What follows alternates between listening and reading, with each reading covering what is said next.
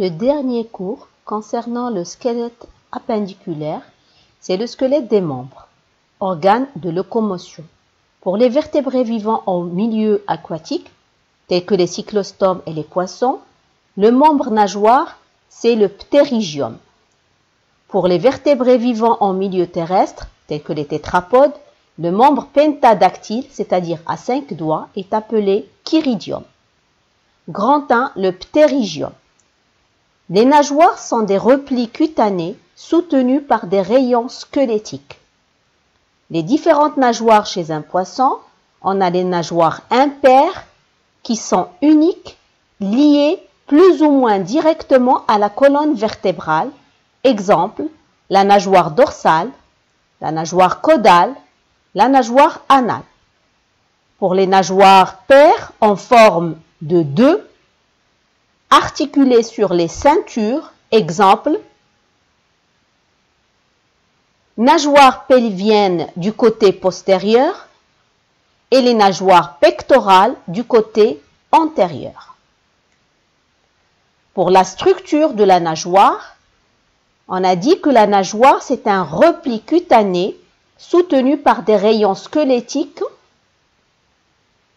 Ici, nous avons des nageoires. Là, ce sont des nageoires impaires. Et ici, ce sont des nageoires paires. Pour les nageoires impaires, je vais agrandir un petit peu l'image.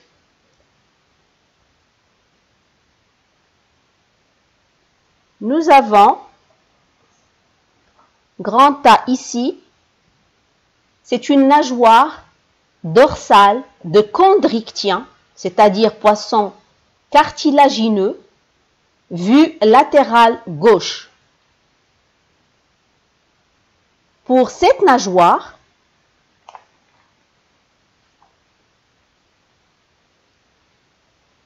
on voit les rayons endosquelettiques, c'est-à-dire on a dit que la nageoire, c'est un repli cutané soutenu par des rayons squelettiques de 2 types. Il y a les rayons endosquelettiques profonds et les rayons exosquelettiques vers l'extérieur. Pour les rayons endosquelettiques profonds, on a les radiaux. R, ça veut dire radio. Leurs bases peuvent fusionner en un nombre global de pièces basales, PB sont les pièces basales, liées plus ou moins directement aux vertèbres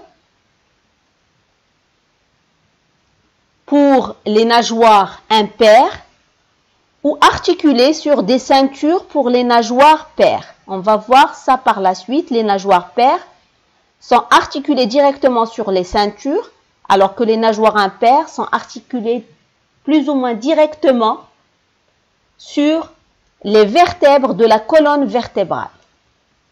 CV, colonne vertébrale. Les rayons exosquelettiques qui soutiennent la partie périphérique non musculaire de la nageoire. Chez les chondrichtiens, ici, ces rayons exosquelettiques sont simples ou appelés actinotriches. Grand A, ça veut dire actinotriches. Sont faits d'une scléroprotéine fibreuse. Chez les ostéichtiens,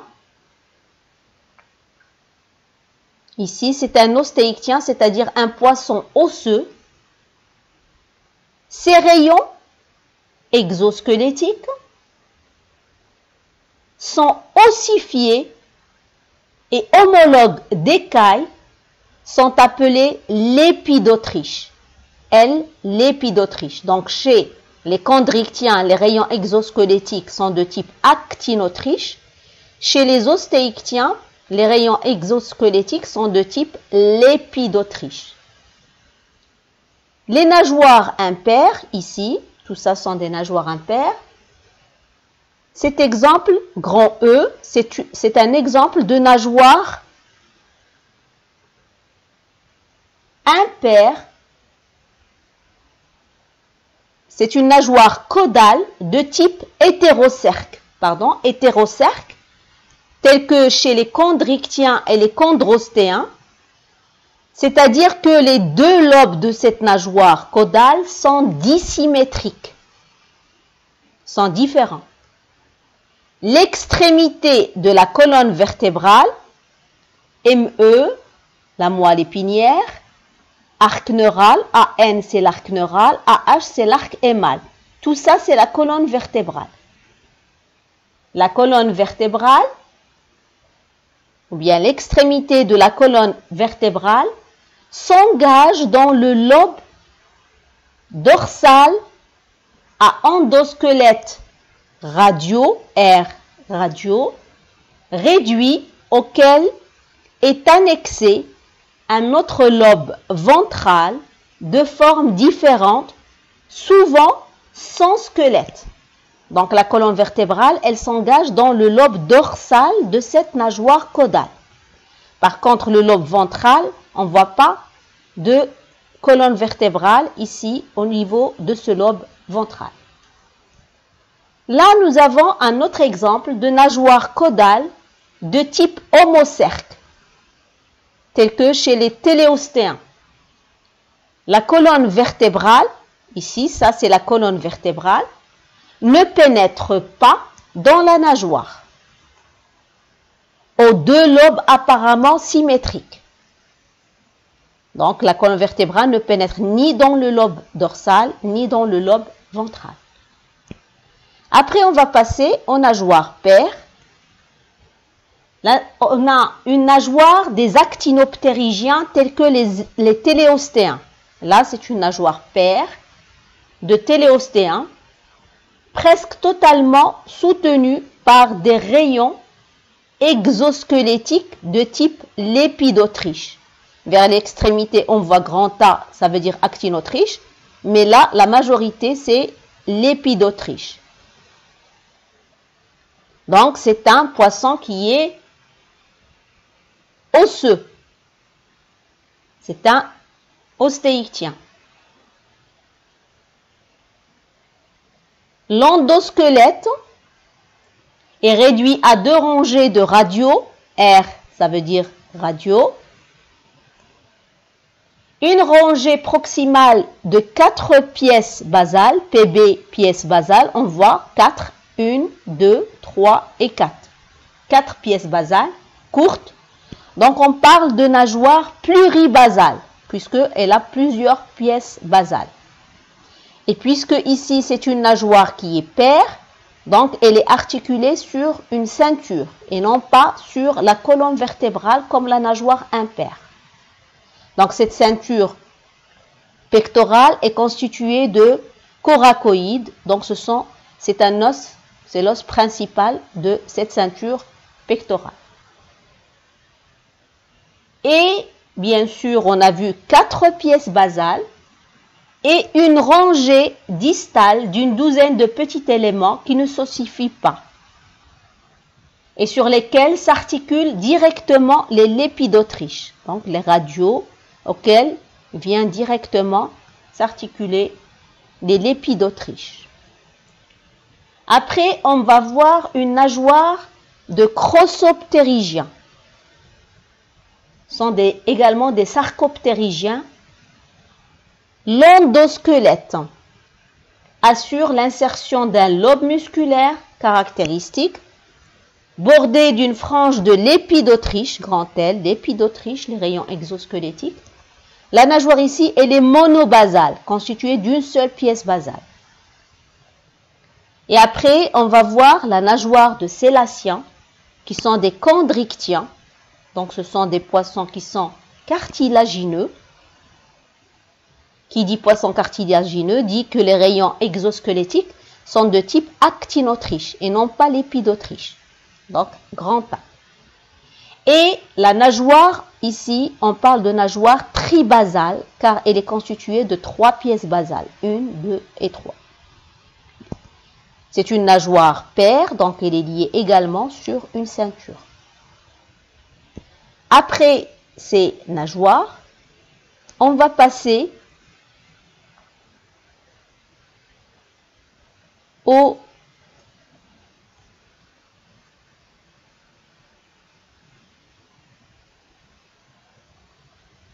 chiridium, grand B, chiridium. Donc le chiridium, c'est le membre pentadactyle. Le chiridium, c'est le membre pentadactyle pour les vertébrés terrestres.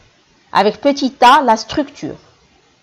Donc on va passer à la planche qui montre le chiridium.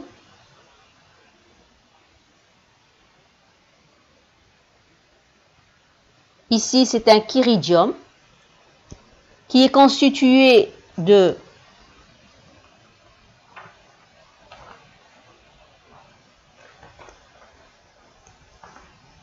trois parties.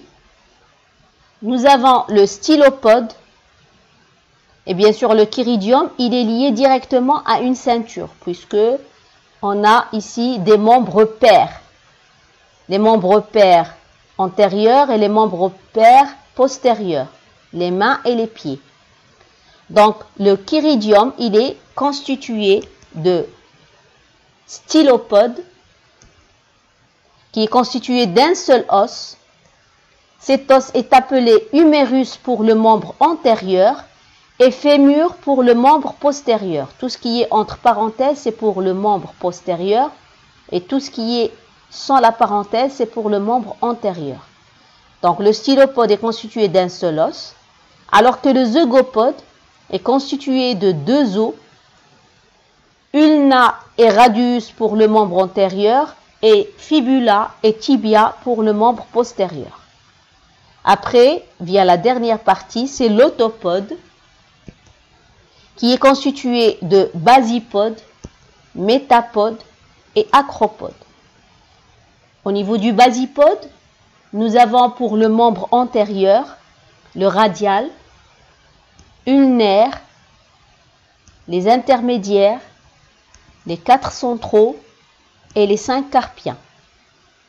Pour le membre postérieur, nous avons toujours le tibial, fibulaire, les intermédiaires, les centraux et 5 tarsiens. Après vient l'acropode, le métapode. Ici, c'est le métapode. Et après, c'est l'acropode qui est constitué par les phalanges, phalangines et phalangètes. Ce qu'on dit les doigts. Donc l'autopode est constitué du basipode, métapode et acropode. Ça, c'est la structure. Après, on va passer à petit 2, l'évolution de ce membre. Donc pour l'évolution de ce membre,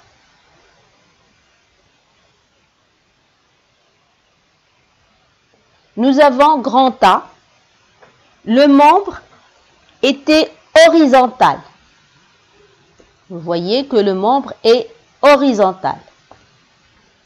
Pour cette évolution générale du membre chiridien, à gauche, nous avons la vue latérale gauche et à droite, la coupe transversale schématique au niveau des membres antérieurs. Pour grand A, le membre horizontal, c'est un stade primitif, hypothétique, à membres horizontaux. Le radius R et le tibia T, R et T, sont antérieurs, alors que ulna, U, et la fibula, F, sont postérieurs. Au niveau de grand B, qui est un membre transversal, c'est un stade qui est réalisé chez les urodèles et les reptiles, les amphibiens et les reptiles. Le membre se plie en Z. On voit que le membre est plié en Z dans un plan transversal et soulève le corps.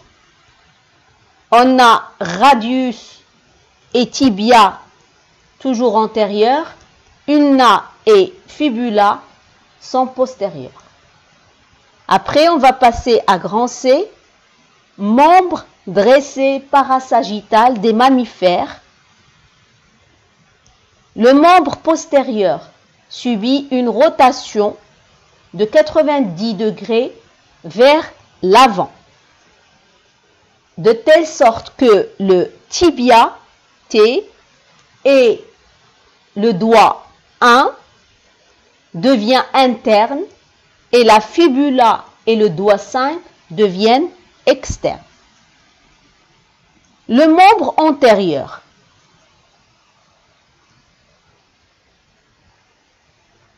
subit également une rotation de 90 degrés, mais elle se fait vers l'arrière et n'intéresse que le stylopode et la moitié proximale du zygopode.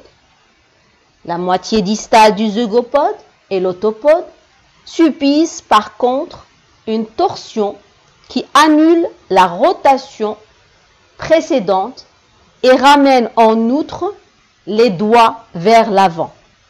Tout ça pour ramener les doigts vers l'avant. Après,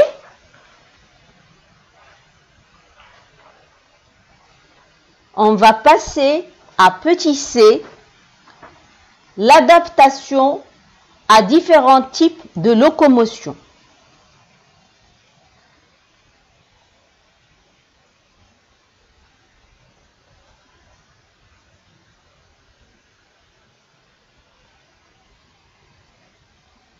Petit 1, adaptation à la course quadrupède chez les mammifères.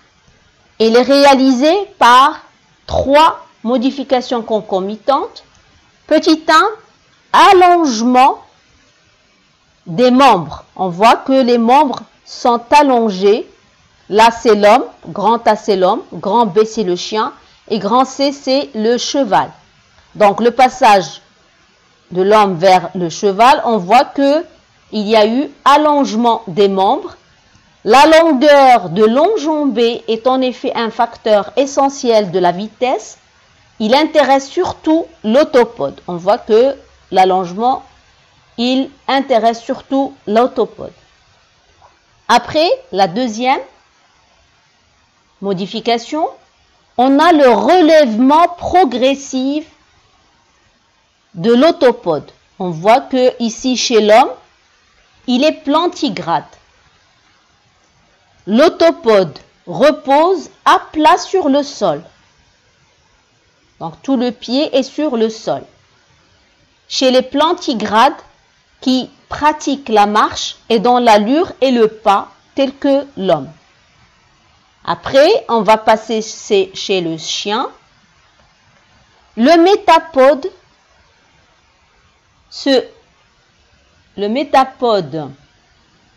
se relève chez les digitigrades qui pratiquent la semi-course et dont l'allure est le trot, tel que le chien.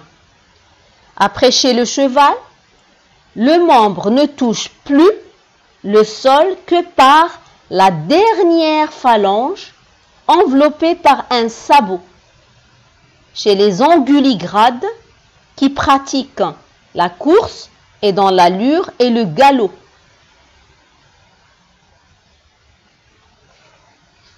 Après, petit 3, on aura la réduction du nombre des doigts. La réduction du nombre de doigts est particulièrement nette chez les ongulés, chez les anguligrades, c'est-à-dire que le doigt est protégé par des sabots, où elle s'est manifestée dans 2 séries évolutives parallèles. Il y a les artiodactyles, qui ont un nombre de doigts pairs, 2 ou 4, et chez les périssodactyles, qui ont un nombre de doigts impairs, soit 1, soit 3, soit 5. On va les voir par la suite. Donc, chez les artiodactyles, ont un nombre de doigts pair, soit 2 ou 4.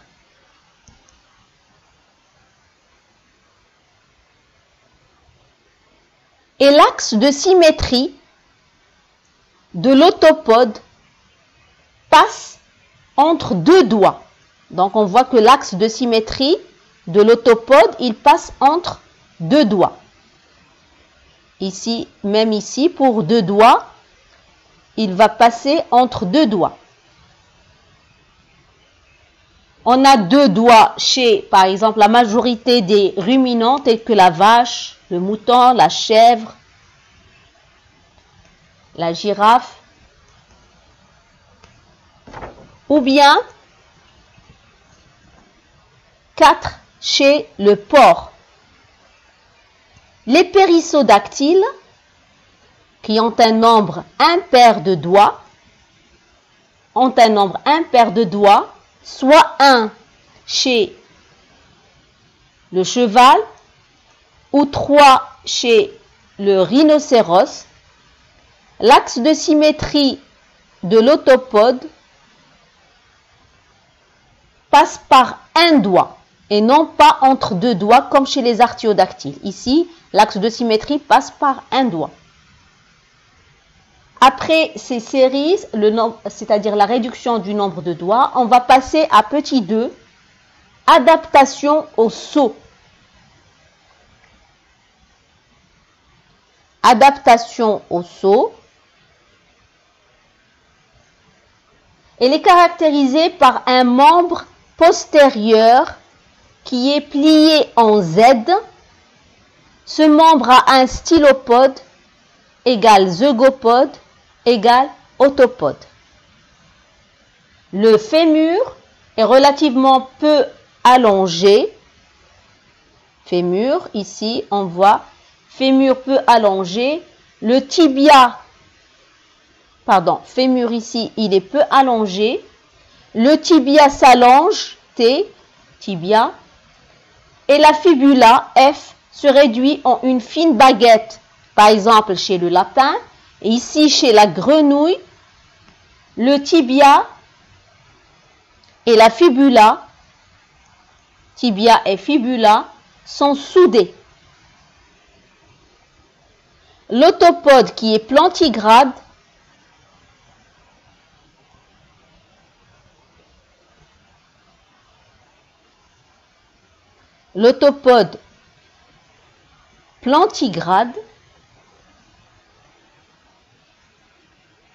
est allongé soit au niveau du tarse, par exemple chez la grenouille, ou bien au niveau du métatarse, le plus souvent au niveau du métatarse, par exemple chez la gerboise, et aussi chez le lapin et le kangourou. Après, on va passer à l'adaptation, petit 3, adaptation au grimpé arboricole.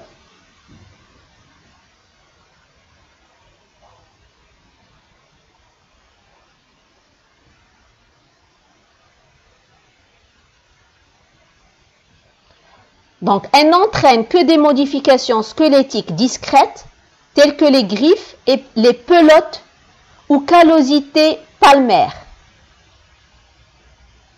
Par exemple, on voit que l'autopode, il est en pince, le pouce, il est opposable aux 4 autres doigts, tels que chez les lémuriens. L'autopode en pince, les 2 premiers doigts opposés aux 3 autres, chez le caméléon. L'autopode en crochet, tel que chez le singe araignée et le gibbon.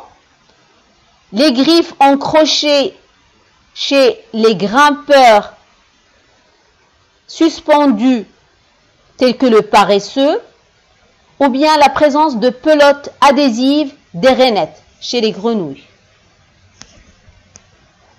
Après cette adaptation au grimpé arboricole, on va passer à l'adaptation au vol. Petit 4, l'adaptation au vol.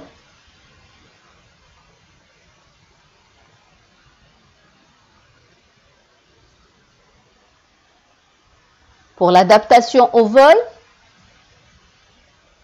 on a le type oiseau et le type chéroptère, tel que la chauve-souris. On va commencer par le type oiseau.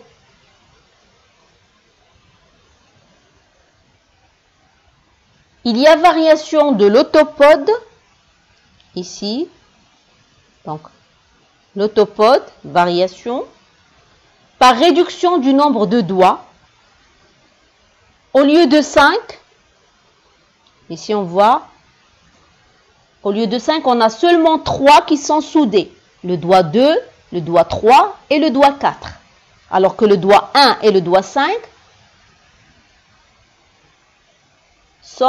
ils ont disparu. Donc, seulement le doigt 3 qui est bien développé car il porte des phalanges bien développées. Les doigts 2 portent des phalanges très petites et le doigt 4 est très réduit. Les plumes sont situées au niveau du zygopode et de l'autopode. Chez les oiseaux, le déplacement sur les 2 pattes postérieures, on parle de oiseau et bipède. Au niveau du zygopode, pour le membre postérieur, où il n'y a plus qu'un seul os, tibia plus fibula. Et au niveau de l'autopode, tarse plus métatarse. Alors qu'ici, chez le type chéroptère, grand B, type chéroptère chauve-souris, ont une main à 5 doigts, 1, 2, 3, 4, 5. Seulement le pouce est normal, le doigt 1. Il est libre, normal et libre. Les 4 autres doigts sont très allongés car les métacarpes et les phalanges sont allongés et soutiennent le patagium qui permet le vol battu chez les chéroptères. Donc les doigts 2, 3, 4 et 5 sont liés par un patagium qui permet le vol battu chez la chauve-souris. Après le type, bien l'adaptation au vol, on va passer à petit 5, retour à la vie aquatique. Retour à la vie aquatique. Chez les cétacés, tels que le dauphin, seuls les membres antérieurs sont conservés, les membres postérieurs sont totalement absents ou réduits à des vestiges internes. Leurs os sont courts et aplatis, sont immobiles et situés dans un même plan. L'articulation au niveau du coude et du genou est bloquée, membre rigide. L'articulation de l'épaule reste seule fonctionnelle. Le membre devient une palette falciforme chez les cétacés par hyperphalangie. On voit que le doigt ici, ces 2 doigts portent plusieurs phalanges. Donc on parle d'hyperphalangie. Des doigts 2 et 3. Et réduction des doigts latéraux 1, 4 et 5. Après ça, on va passer au squelette zonal. Le squelette zonal, c'est le squelette des ceintures. Le squelette zonal est le squelette des ceintures. On a la ceinture pectorale pour les membres antérieurs, la ceinture pelvienne pour les membres postérieurs. Donc, on va commencer par la ceinture pectorale.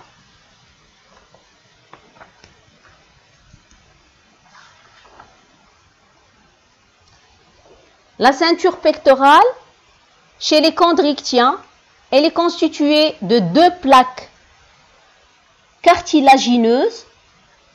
Donc, ceinture pectorale constituée de 2 plaques cartilagineuses. Cette ceinture pectorale est liée aux pièces basales de la nageoire, puisque ici ce sont des poissons. Le membre ici c'est une nageoire qui est liée à une ceinture pectorale. Donc on va parler de nageoire paire, puisqu'elle est liée à une ceinture et non pas à la colonne vertébrale directement. Donc, chez les chondrichtiens, poissons cartilagineux, la ceinture pectorale est constituée de 2 plaques cartilagineuses. Après, on va passer chez les ostéichtiens qui sont des poissons osseux.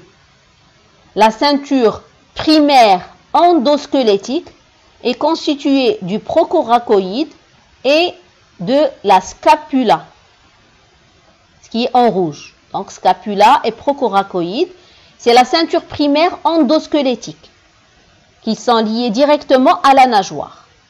Après vient la ceinture secondaire exosquelettique, tout ce qui est en bleu, où on a cette ceinture secondaire exosquelettique rattache la première au crâne, constituée du clétrum, qui est l'os principal, supraclétrum, posttemporal et la clavicule. Chez les amphibiens, tels que les urodèles, la ceinture pectorale est constituée de 3 os, coracoïde, scapula et procoracoïde. À l'intersection de ces 3 os vient s'articuler l'humérus, qui est la première partie du membre, bien du chiridium. Cette ceinture pectorale est liée à la colonne vertébrale. Donc c'est une ceinture primaire constituée de scapula, coracoïde, procoracoïde, pas de ceinture secondaire. Après, chez les oiseaux, la ceinture pectorale est constituée de scapula, procoracoïde et de la clavicule. La clavicule qui maintient les ailes au moment du vol et permet de les écarter. Elle permet d'écarter les ailes au moment du vol chez les oiseaux. À l'intersection, ici, vient s'insérer l'humérus. Cette ceinture pectorale, elle est liée au sternum, puisque les oiseaux possèdent un sternum au niveau de la cage thoracique.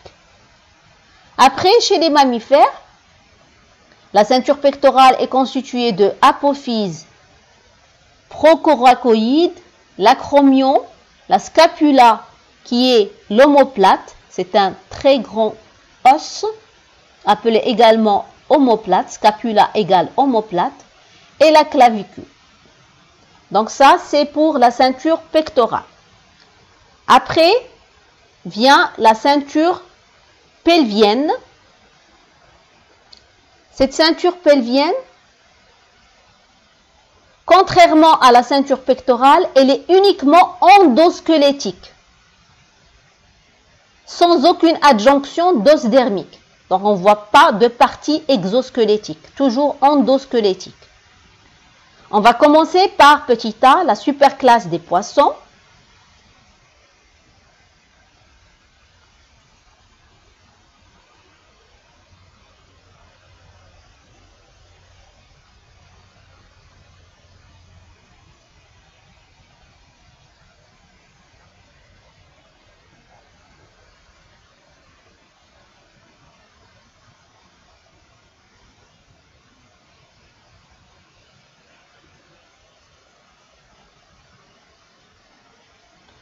Donc, chez la superclasse des poissons, nous avons ici à gauche la superclasse des poissons et à droite la superclasse des tétrapodes.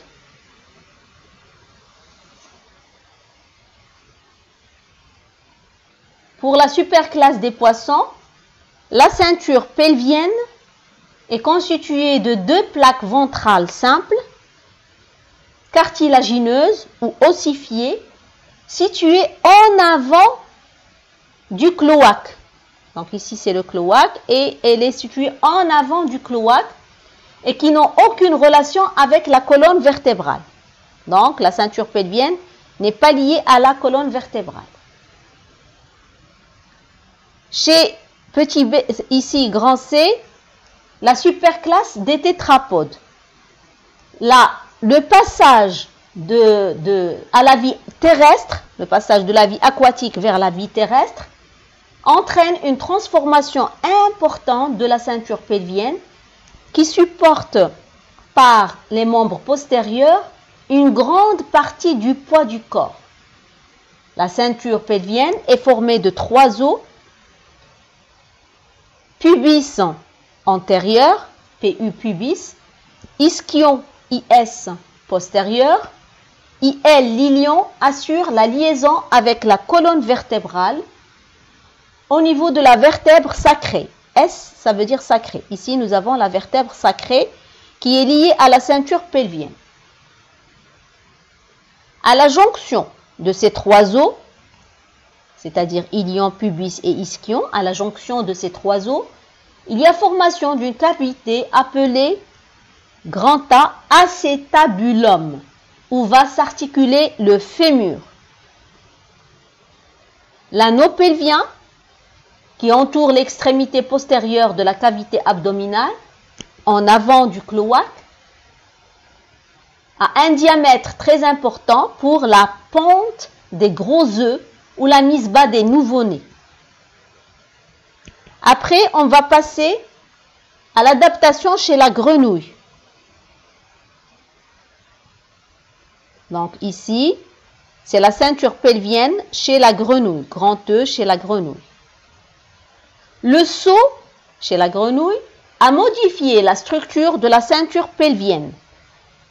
Ceci se traduit par un allongement des ilions, IL ilion, il y a allongement des ilions qui pivotent vers l'arrière autour de la vertèbre sacrée, S, ici c'est la vertèbre sacrée. Donc on la voit ici très bien, là c'est la vertèbre sacrée au niveau de la colonne vertébrale. Les ilions ont pivoté vers l'arrière et deviennent presque parallèles à l'axe de la colonne vertébrale. Les ilions presque parallèles à l'axe de la colonne vertébrale. L'acétabulum, grand A, acétabulum, se trouve ainsi reporté loin en arrière de l'insertion sacrée. Donc l'acétabulum, il est très loin par rapport à la ceinture ou bien à l'insertion sacrée, c'est-à-dire à la vertèbre sacrée. Après, petit D, adaptation de l'oiseau. Chez l'oiseau, les pattes et surtout la ceinture pelvienne de l'oiseau. Les pattes et surtout la ceinture pelvienne de l'oiseau doivent être plus rigides car elles servent à l'atterrissage. Les 3 os, ilion, pubis et ischion de la ceinture pelvienne sont soudés, ce qui entraîne une meilleure solidité de la ceinture. La bipédie, le fait de marcher sur les 2 pieds, des oiseaux entraîne le développement de l'ilion qui s'unit en plus des vertèbres sacrées à des vertèbres lombaires et caudales soudées en un sein sacrum. Donc, les pieds sont liés, ou bien les membres postérieurs sont liés à une ceinture pelvienne constituée de 3 os. Et cette ceinture pelvienne, elle est liée non seulement à des vertèbres sacrées, comme chez les autres espèces, mais aussi à des vertèbres lombaires et des vertèbres caudales. Le tout soudé en un sein sacrum pour qu'il y ait plus de rigidité chez l'oiseau car la ceinture pelvienne sert à l'atterrissage.